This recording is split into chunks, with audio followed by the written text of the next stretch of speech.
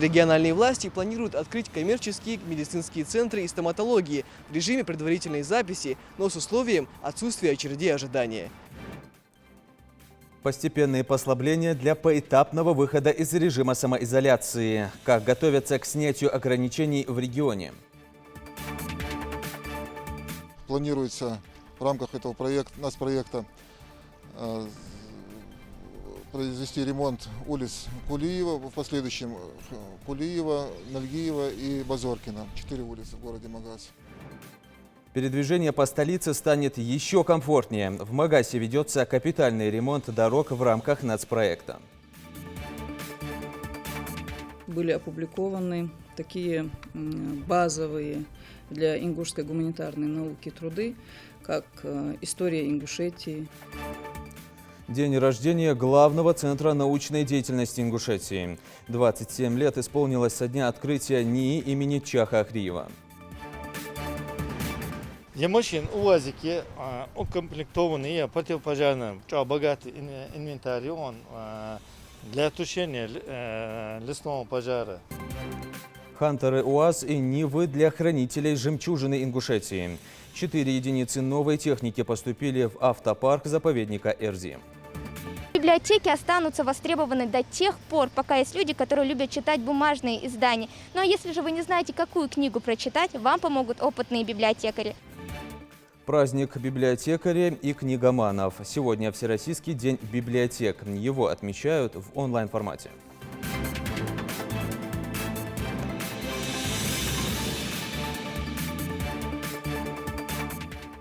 На телеканале «Ингушетия Новости 24». Здравствуйте. Направить московских врачей в регионы, где сложилась наиболее сложная ситуация с коронавирусом. Такое поручение дал Владимир Путин сегодня в ходе совещания с мэром Москвы Сергеем Собяниным.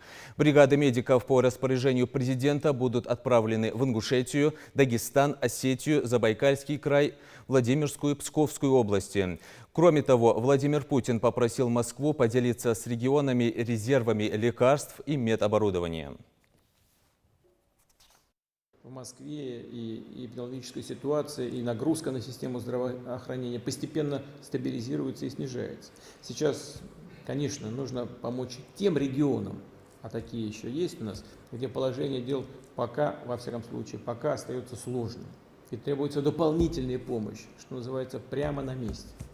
Поэтому с учетом накопленного опыта и серьезного запаса прочности московской системы здравоохранения, я попросил вас, уважаемый Сергей Семенович, поддержать регионы, направить в эти регионы, которые нуждаются в такой поддержке, бригады московских медицинских работников.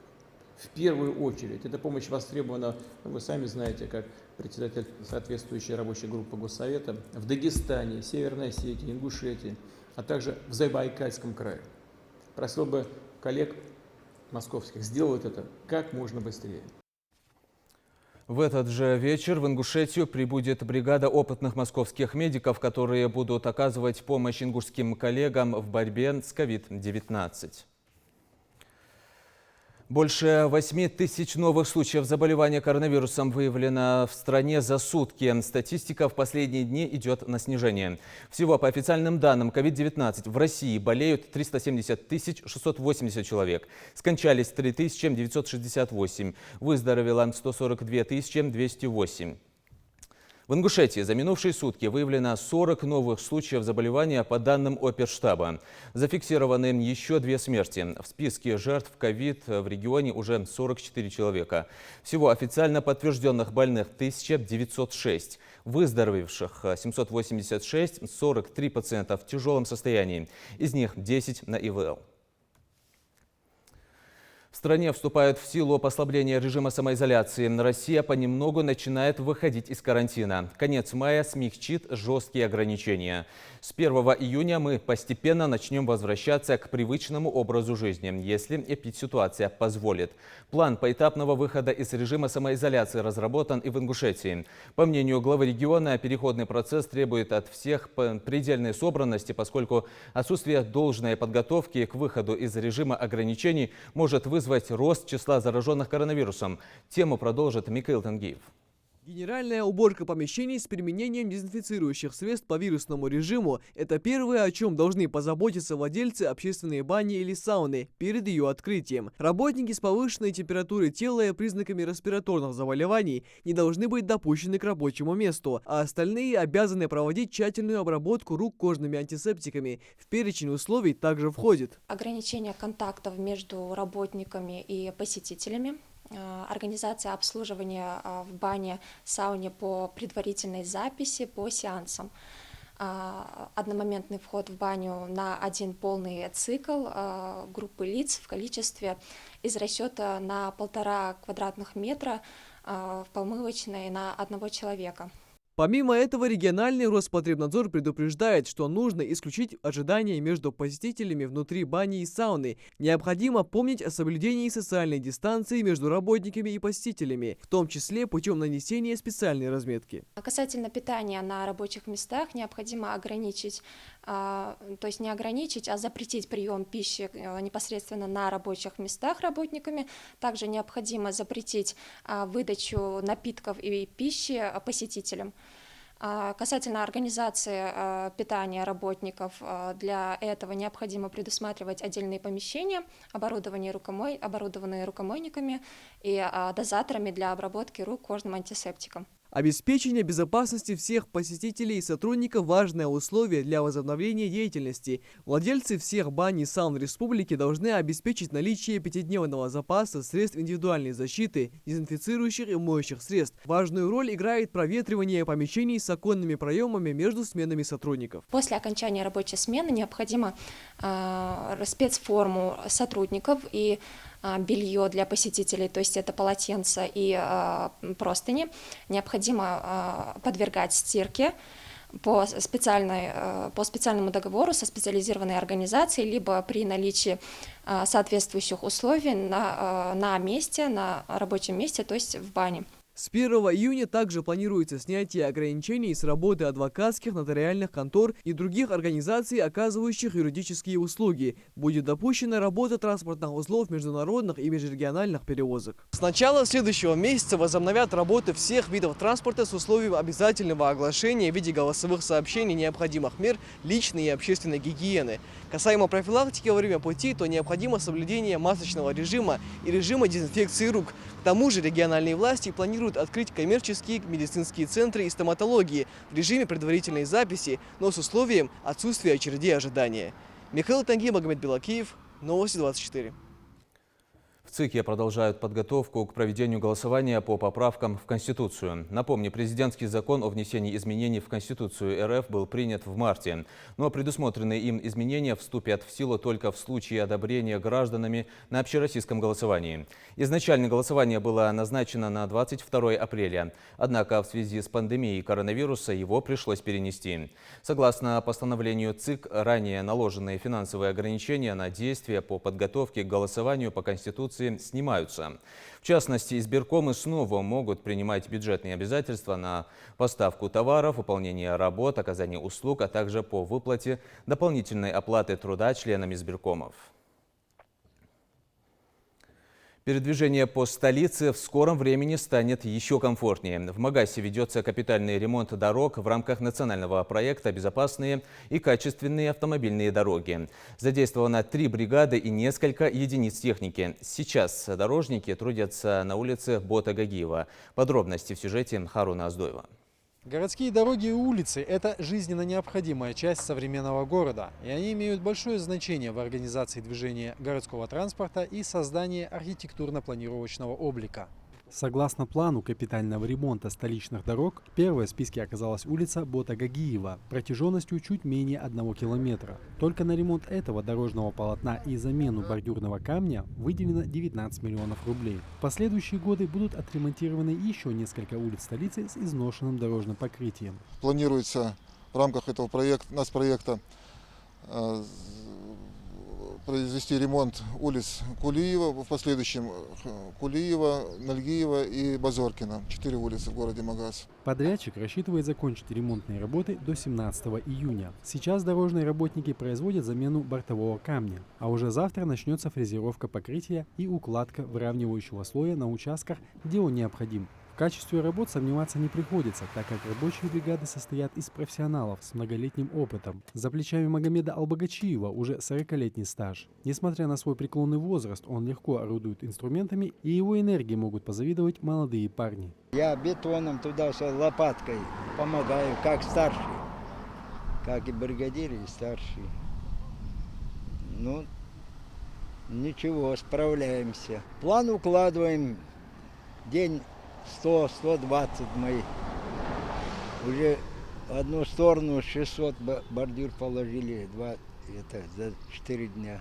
Задействовано 3 бригады и несколько единиц техники. Это позволит не только максимально эффективно выполнить дорожные работы, но и выполнить их в установленный срок, не перегружая другие улично-дорожные сети столицы. В компетенции подрядчика сомневаться не приходится, так как администрация города Магаз уже сотрудничала с обществом с ограниченной ответственностью «Трансасфальт», хоть и на безвозмездной основе. Контрактная работа у нас с администрацией – это первая работа. Так, в рамках благотворительных каких-то акций мы с ними работали раньше. На данный момент заменено свыше 2000 метров бордюрного камня. Значит, объем от фрезеруемого покрытия и вновь укладываемого 20 тысяч квадратов. В связи с данным ремонтом дорожного покрытия до середины июня текущего года будет ограничено движение транспорта на участке от проспекта Идриса Зязикова до улицы Альберта Нальгиева.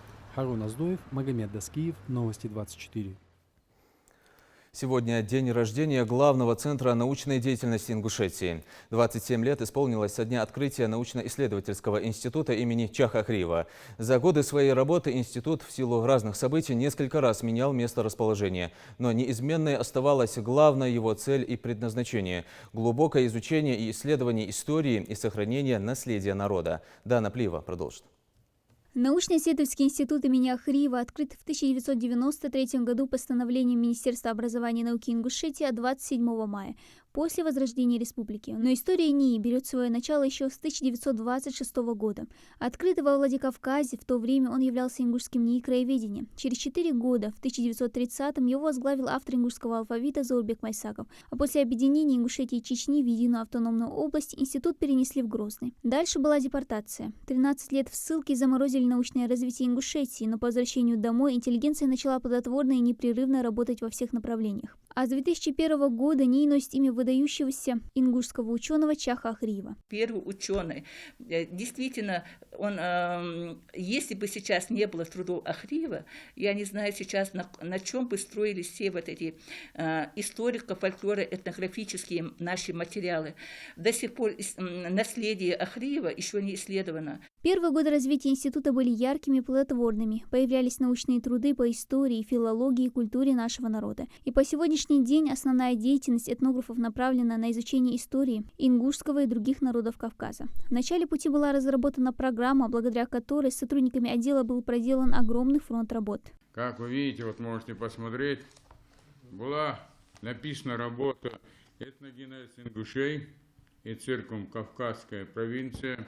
В рамках этой работы были написаны такие труды, как «Обычаи семьи и семейного быта горцев Северного Кавказа». Почему? Потому что мы не можем рассматривать многие процессы исторические, и этногенетические, и этнические. Развитие науки в Ингушетии идет ногу со временем, и об этом говорят работы научных деятелей. За эти годы сделано многое, отмечает директор НИИ. Вспомнить все издания, конечно, невозможно, но то, что они имеют сегодня, это огромное достижение. Были опубликованы такие базовые для ингушской гуманитарной науки труды, как «История Ингушетии», работа «Коллективная монография», очень значимая работа, первая писанная история ингушского народа. Над подготовкой данного издания трудились как сотрудники нашего научно-исследовательского института, так и сотрудники Ингушского госуниверситета. Разработка комплекса вопросов по социально-культурному и историческому развитию нашего региона – это основная цель создания научно-исследовательского института гуманитарных наук. Сегодня он состоит из 5 подразделений. За последние 5 лет в ней была издана 61 книга, и все это заслуга квалифицированного состава института. Сегодня научно-исследовательский институт имени Чаха Ахриева – это настоящий кладезь знаний и достижений в области науки. Здесь профессионалы своего дела каждый день проводят исследования, выявляя факты ингушской истории и личностей, внесших большой вклад в духовную и материальную культуру ингушского народа. Дана Плиева, Новости 24. Жизнь под напряжением в несколько сотен вольт. Риск не только для здоровья, но и жизни. Опасное соседство жителей селения Вознесеновское с ветхой трансформаторной подстанцией вызывает беспокойство не только самих сельчан, но и сотрудников МРСК. Энергетики предупреждают, такое напряжение чревато серьезными последствиями. Тем более, что объект не огорожен, к чему приложили руку местные воришки. Какие меры будут предприняты во избежание ЧП, выясняла наш корреспондент. В станции в Вознесеновском корову убила током. Ограждения вокруг трансформатора нет. Туда случайно, похоже, заглянула корова. Мужчина призывает к ответу сотрудников Россетей.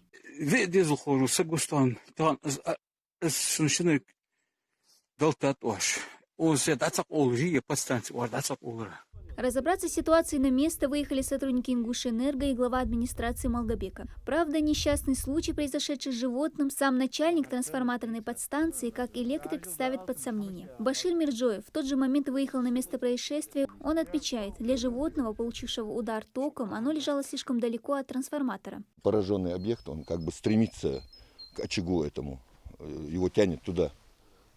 Но она лежала далековато для этого. Я не знаю, как это произошло. Это может говорить только тот, кто это видел конкретно. И немножко нас вызывает сомнение, что эта скотина находилась здесь, потому что есть снимки, которые мы приехали сразу после этого репортажа. Скотина была, так скажем, уже с запахом и с червями. А там уже, пусть это уже разбирается, кто более лучше разбирается в этих вещах. Но несмотря на возникшие вопросы из-за несчастного случая с коровой, факт остается фактом.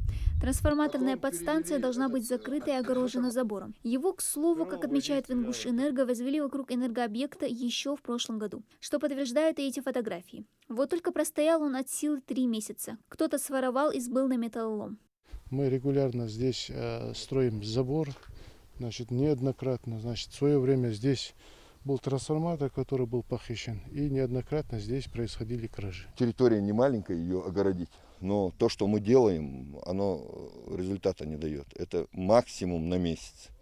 Есть соответствующие снимки, мы делаем, снимаем, но его с таким же успехом еще быстрее, чем мы сделали, и это все это растаскивается. Станция построена еще в 1964 году. Предназначена изначально для питания предприятий нефтяных направлений. Отсюда также частично питалось население Малгобекского района. Сейчас объект не обслуживается, потому на цвет мед нарушители сдают все, что можно здесь снять. Менять и ставить новые двери практически каждый год уже нет ни сил, ни средств, отмечают работники энергокомпании. Забор ставили аж 3 раза. И все из бюджета ведомства, то есть на деньги потребителей электроэнергии. Малгобекская администрация заявляет, к станции они отношения не имеют, но до пандемии не раз призывали нарушителей к совести. А владельцу животного намерены помочь в ближайшее время. Я с ним связывался, я ему объяснил, ситуацию, сказал после выходных, чтобы он пришел в администрацию и чем сможем, поможем. Несмотря на ветхость станции, она все еще обслуживает электроэнергией дома в Вознесеновском. Потому в Ингушэнерго решили провести масштабную реконструкцию объекта в рамках одной из программ Россети. Программа называется «Модернизация и надежность электросетевого хозяйства на территории Республики Ингушетия на 2020 и 2025 годы». Данный объект попал под реконструкцию полную. В 2021 году здесь будет все заменено, и здесь будет отдельно стоять распредустройство в контейнеры, без никаких токоведущих частей открытых. Пока до масштабной реконструкции сотрудники МРСК вновь собираются огородить подстанцию забором, но как долго он продержится и как скоро его растащит на металлолом – вопрос хороший. Дана Плиева, Рамзан Зурабов, Новости 24. Хантеры УАЗ и Нивы для хранителей жемчужины Ингушетии. 4 единицами новой техники пополнился автопарк заповедника Эрзи. И в лес, и в степь, и в дождь, и в снег. Задача по охране горной части региона с автомобилями высокой проходимости для сотрудников теперь станет удобнее и легче в разы. Подробности в репортаже Зелимхана Калуева. УВАЗ «Хантер», Нива «Урбант», малопатрульный лесной комплекс. На вооружении у сотрудников заповедника РЗ теперь еще 4 новые спецтехники. Для Ислама Таршхоева этот автомобиль долгожданный. Заступая на патруль, раньше всегда приходилось сложно. Отныне все в прошлом.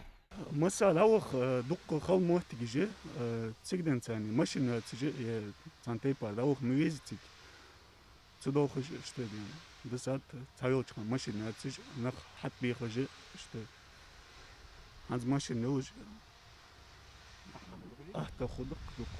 36 тысяч гектаров природного богатства теперь под защитой. Спецтранспорт был просто необходим для работы. Казалось бы, зачем заповеднику нужен многопрофильный трактор-экскаватор? Он будет выполнять сразу несколько важных функций. Прокладка и ремонт противопожарной дороги, обустройство мест отдыха для туристов, к примеру, беседок и других территорий. В общем, в хозяйстве пригодится все.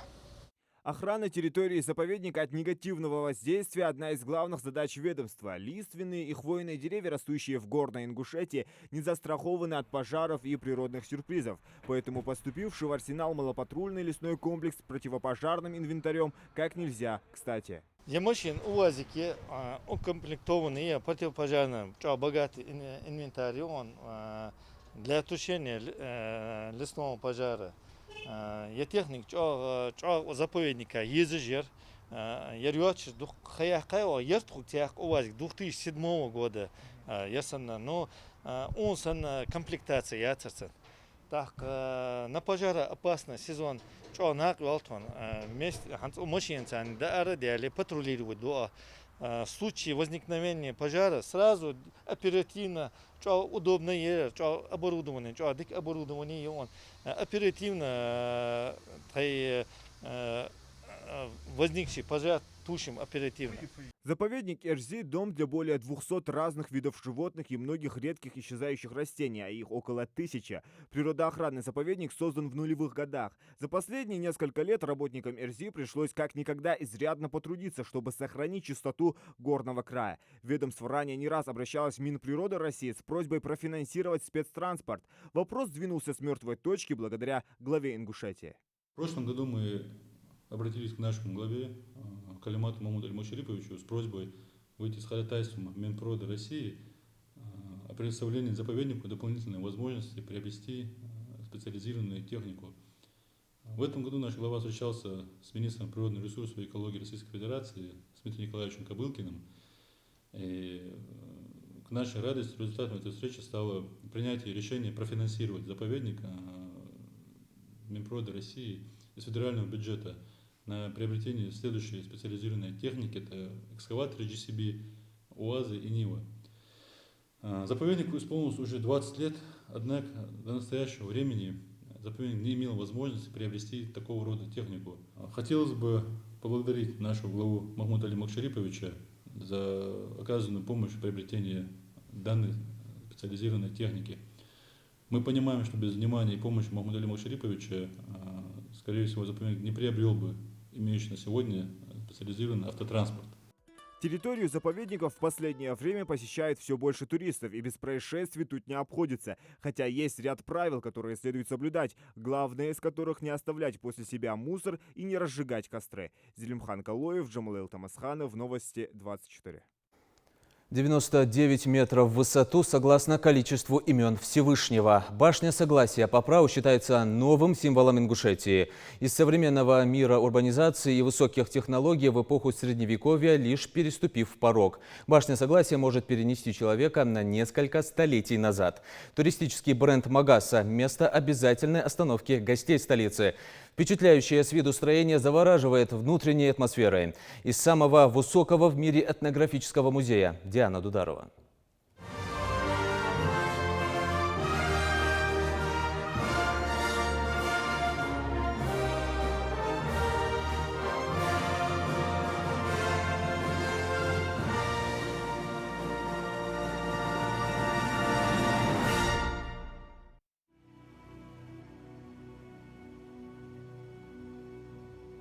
100-метровая гордость республики, прототип средневековой ингушской башни, правда увеличенная в 4 раза. Башня Согласия стала центром внимания и главной достопримечательностью равнины Ингушетии. Каждый ингушский род в период Средневековья считал делом чести иметь свою боевую башню, святилище, склеп. Ну а Бартагала сегодня имеет общенациональное значение. Возводить башню у Галгаев было принято за 1 год, так и символ национального единения, не нарушая традиции предков, был построен за 365 дней. Идея создания монумента и все средства, вложенные в его строительство, принадлежат меценату Алихану Харсееву. По объему использования расходного материала объект побил все местные рекорды. По подсчетам подрядчиков, здесь использовано около 9000 кубометров бетона и 1500 тонн арматуры. Ширина стен более 50 сантиметров. Высота равна 33-этажному дому. Для декоративного оформления интерьера конструкции турецкие специалисты применили американские технологии имитации природного камня. Правда, название небоскребу определили не сразу. В республике был проведен конкурс, в котором участие приняли жители республики. После, с учетом общественного мнения, было решено самый высокий музей этнографии наименовать Бартагала – башня Согласия. В общем, такое решение стало очередным свидетельством связи времен и поколений, ведь все значимые вопросы ингушей веками принимались с учетом мнения каждого рода.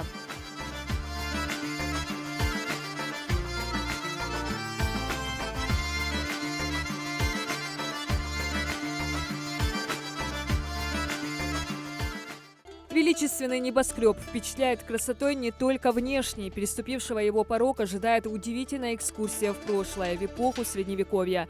Боевая, полубоевая, жилая башни под звездным небом. Атмосфера перемещает в город Галгаев. На первом этаже этнографический музей. Здесь максимально постарались воспроизвести жизнь и быт башенного комплекса XVI века.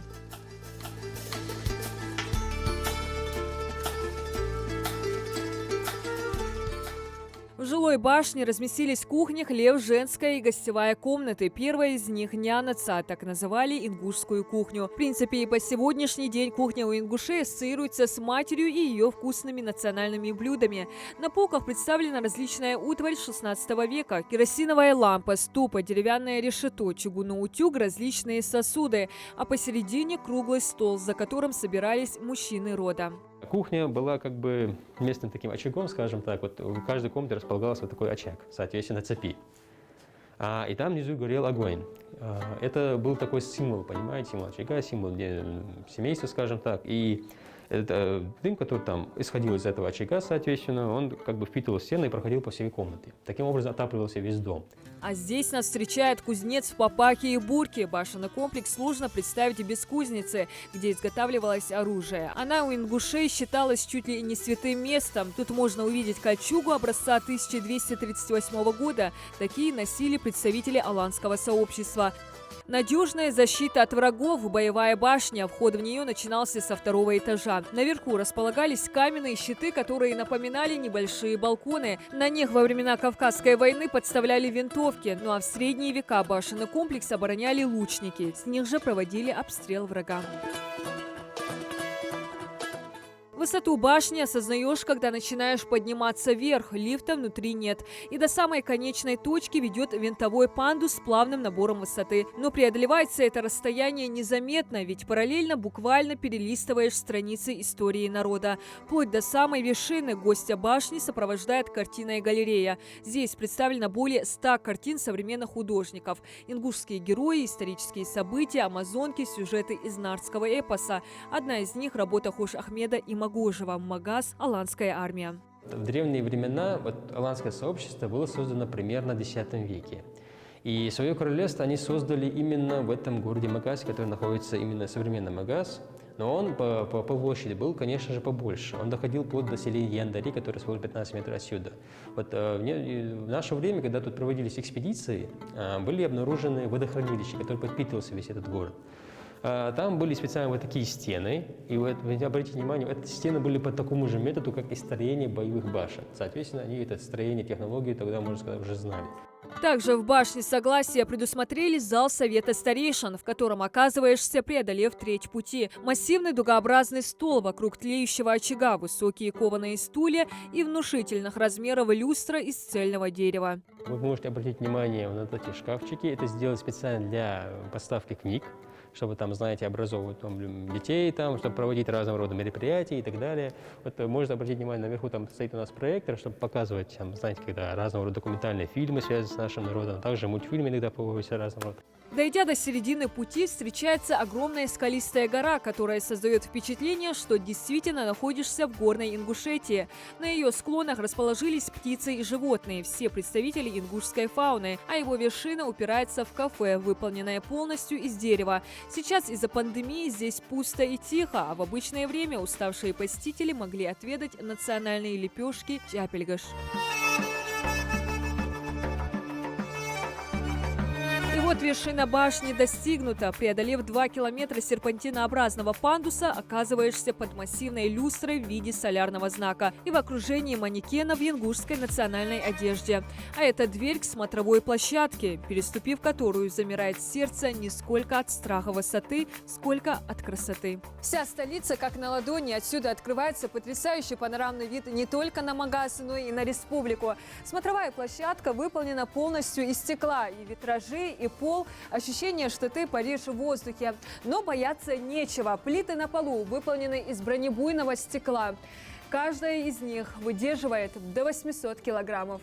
Количество желающих подняться на башню Согласия в летнее время достигает до нескольких сот человек в день. Экскурсию для жителей и туристов проводят ежедневно с 10 до 16 часов. Невероятный макет боевой башни буквально завлекает туристов. Из-за запрета на массовые мероприятия и скопления людей башня Согласия вынужденно закрыла свои двери. Руководство заявляет, как только уменьшатся риски пандемии, они вновь отворят ворота в эпоху Средневековья.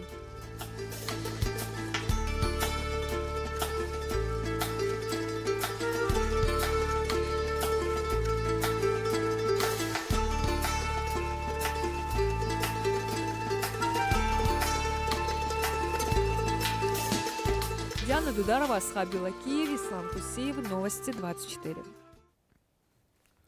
Спасатель по призванию или герой среди нас. Его храбрости и смелости можно позавидовать. Геройским поступком в Петербурге отличился наш земляк. Аслан Цакиев спас пассажиров рейсового автобуса, который загорелся. Благодаря быстрым действиям молодого человека удалось избежать жертв. Новость моментально разлетелась по СМИ северной столицы. Но Аслан свой поступок считает долгом каждого мужчины. С семьей героя встретилась Дана Плиева. Вот, спасибо, один ингушский парень зашел, помогает, молодец такой, житель Санкт-Петербурга. Это небольшое любительское видео в одночасье облетело все интернет-паблики. Наш земляк, 33-летний Аслан Цакиев, тушит загоревшееся колесо рейсового автобуса в северной столице, тем самым, возможно, спасая жизни пассажиров. Спасибо вам большое. Завтра вас по телевидению покажут. О проявленном героизме нашего соотечественника тут же сделали сюжет на одном из местных каналов Санкт-Петербурга. По нему родные и узнали о случившемся.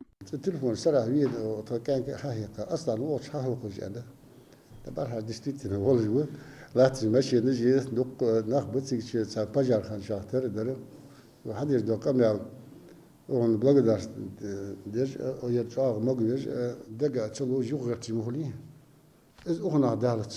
في برومو تقيتقوا ديغا نت بولجوا يعني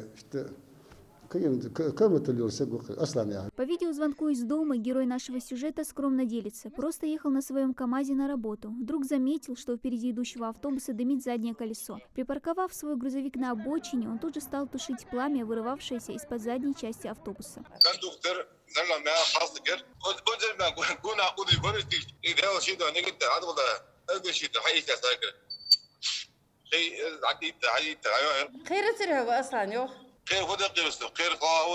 Ну а после помог организовать эвакуацию напуганных пассажиров из транспорта. Даже сейчас небольшое интервью он дает прямо в КамАЗе в рабочее время. О своем поступке говорить неохотно. Мать Аслану шутку признается, что за ним еще с детства закрепилось прозвище МЧС.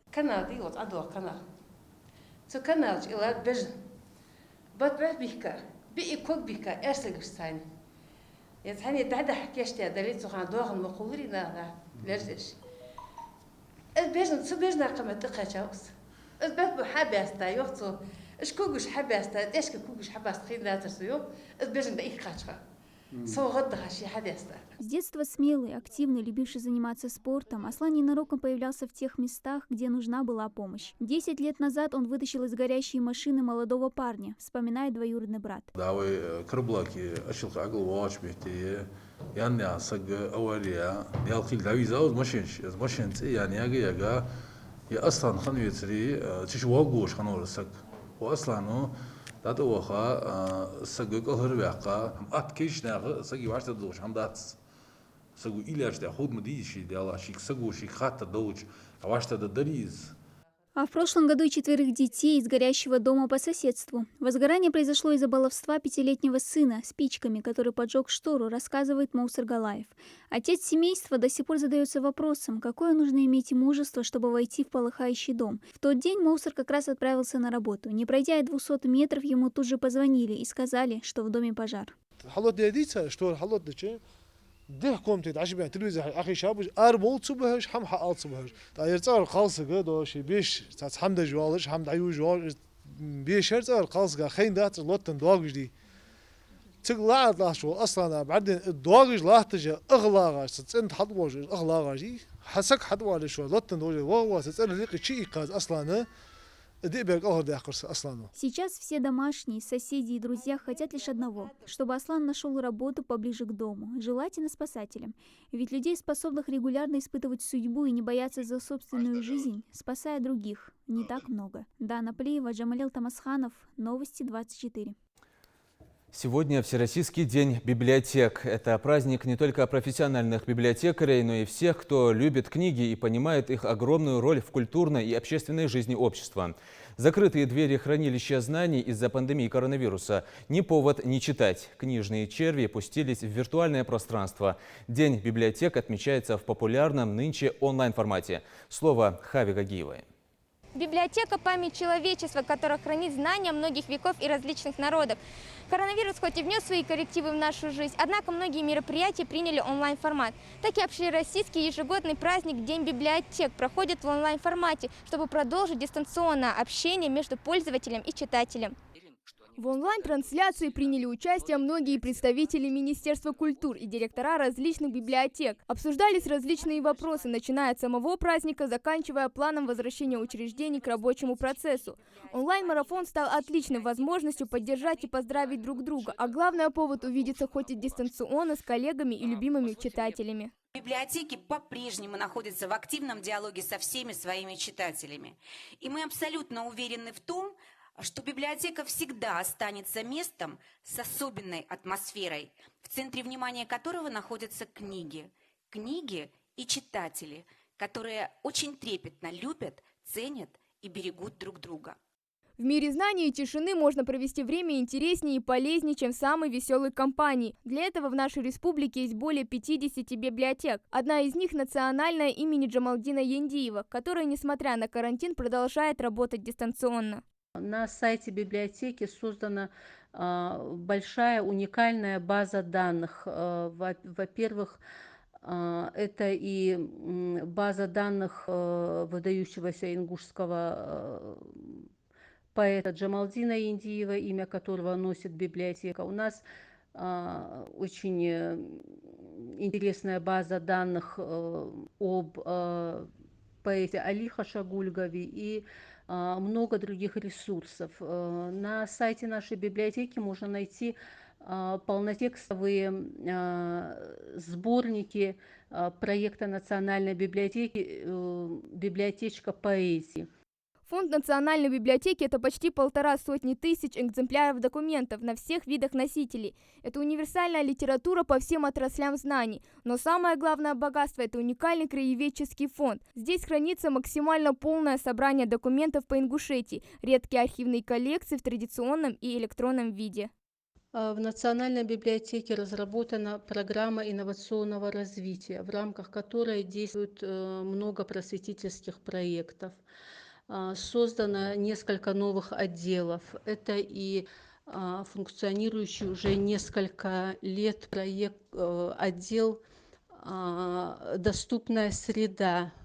по работе с незрячими и слабовидящими пользователями. С праздником поздравил библиотекарь и глава Ингушетии Махмуд Али Калиматов. Сердечно поздравляю всех работников библиотечной системы Республики Ингушетия с профессиональным праздником – Общероссийским днем библиотек. Во все времена библиотека была местом сбора, хранения и поиска всевозможных сведений, центром духовной и культурной жизни общества, местом общения и полезного досуга. Благодаря каждодневному труду библиотекарей сохранились и передавались из поколения в поколение культурные ценности и традиции народа, связывающие его прошлое и настоящее. Сегодня библиотеки республики, используя в своей работе современные информационные технологии и новейшие методы работы, проводят всевозможные форумы и круглые столы, научно-практические конференции, лекции и выставки. Эта работа способствует популяризации книги и формированию культуры чтения, приобщению подрастающего поколения к образованию, сокровищам мировой культуры, обеспечивает живую связь времен и поколений. Своим кропотливым трудом вы способствуете решению важных образовательных задач, возрождению традиций чтения, развитию духовности и культуры нашего народа. Уважаемые библиотекари, примите слова искренней благодарности за ваш добросовестный и вдохновенный труд, за любовь к своей профессии. От всей души желаю вам новых профессиональных успехов, ярких идей и интересных творческих проектов, крепкого здоровья, счастья, добра и благополучия вам и вашим семьям. На сегодняшний день Россия может похвастаться огромным количеством библиотек, но по праву самой красивой и уютной считается Российская национальная. Это одна из первых публичных библиотек в Восточной Европе, крупнейшая в мире и вторая по величине фондов в стране. День библиотек – праздник достаточно молодой. Впервые в России его отметили в 1995 году. Дата 27 мая тоже выбрана не случайно. Именно в этот день, в 1795 году, в России была основана первая библиотека, которая называлась Императорской. Именно библиотеки стали символом культуры и образованности народа, ведь здесь можно найти любую необходимую информацию. Знаменитая фраза «не подскажете, как дойти до библиотеки» в современном обществе почти забыта. Теперь все перешло в онлайн-формат. Так, например, вот такие электронные библиотеки, где книги можно скачать одним кликом по QR-коду. Но библиотеки останутся востребованы до тех пор, пока есть люди, которые любят читать бумажные издания. Ну а если же вы не знаете, какую книгу прочитать, вам помогут опытные библиотекари. Хава Гагиева, Магомед Белакиев, Новости 24. И еще одна памятная дата, опять же в культурной сфере. Сегодня день рождения Ингушского музея изобразительных искусств. Символичная дата и сочетание цифр. 27 мая – 27 лет. Сейчас в фонде музея более 2000 экспонатов из различных коллекций. Музей ИЗО – драгоценная кладезь региона. И даже в период пандемии музей не прекращал свою деятельность, знакомя ценителей прекрасного со своими экспонатами в режиме онлайн, проводя видеоэкскурсии по залам и выставкам. Репортаж Тамары Хашагульговой. Один из самых известных музеев республики, к слову, единственный художественный музей Ингушетии, основан 27 мая 1993 года. В этот день Совет министров Ингушской республики принял соответствующее постановление. Вот уже 27 лет он несет культуру в массы, создавался буквально по крупицам. Сейчас в это сложно поверить, но история музея зарождалась в крохотной комнатке. Первые коллекции начали формироваться в 1994 году, а первый зал открылся уже в 1995. Тогда и состоялась первая масштабная выставка картин. Музей изобразительных искусств является крупным культурным центром, занимающимся хранением, пропагандой и изучением изобразительного искусства нашей республики, творчества ингушских художников. Немаловажное значение в нашей деятельности имеет выставочная деятельность. Мы проводим выставки как в стенах музея, так и за пределами республики. Нами было проведен целый ряд значимых персональных выставок таких художников, как Мурат Паланкоев, Зелимхан Исмурзиев, Иса Аушев, Зяудин Батаев, Башир Даурбеков и других ингушских мастеров изобразительного искусства. Предметы этнографии, графика, нумизматика, живопись, скульптура и декоративно-прикладное искусство. Сейчас в фонде музея более 2000 экспонатов из различных коллекций. Одежду мы здесь собрали, и скульптура, и керамика, и стекло, и деревянная скульптура. Все вместе оно отразилось в зал декоративно-прикладного искусства, который мы везде обозначаем, что здесь проходит экспозиция «Ингушетия мастеровая». Сбор и сохранение различных коллекций. Сотрудники музея ежедневно проделывают огромную работу научно-просветительского и научно-практического характера. Огромный вклад в пополнение нашего основного фонда имеет музейно-выставочный центр РосИЗО, который передал безвозмездно в наш фонд большое количество художественных произведений различных направлений. И также мы пополняем по мере возможности наши фонды произведениями ингушских мастеров живописи и декоративно-прикладного искусства. Формировать коллекции музея помогают не только его сотрудники и деятели искусств, но даже простые обыватели. К примеру, совсем недавно начал свою работу уникальный проект с говорящим названием «Сохраним историю вместе». Старинные предметы быта, декоративно-прикладного искусства, живописные полотна – все то, что дышит поколениями. Вот так по крупицам сохраняется наследие целого народа. К слову, одним из самых древних, а значит и ценных экспонатов здесь стал истинг, датируемый XIX веком, вывезенный в Турцию мухаджирами, он вновь вернулся на родину спустя 150 лет. Культура – это история нашего народа. Поэтому, когда этот ковер у меня хранился, я всегда думал об этом, что наша история должна на том месте, где наш народ живет, сохраняться.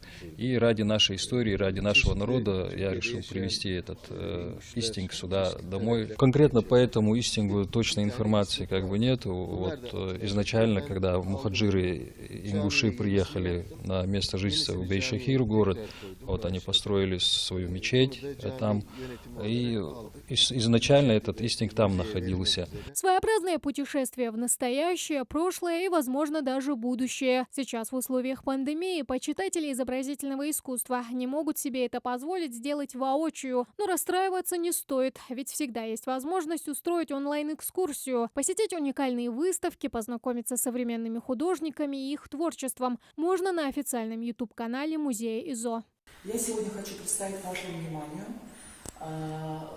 живописную работу «Натюрморт» хризантемы и лилии, и немного рассказать о биографии художника, известного русского художника Алексея Александровича Жамского. Работники музея надеются, что уже совсем скоро заработают в прежнем формате, ведь культурная жизнь республики жаждет новых выставок, поклонники жаждут увидеть новые экспонаты, а музейщики поделиться результатами своей непростой, но интересной работы. Тамара Хашагульгова, Новости 24. На этом наш выпуск завершен. Оставайтесь на канале Ингуш.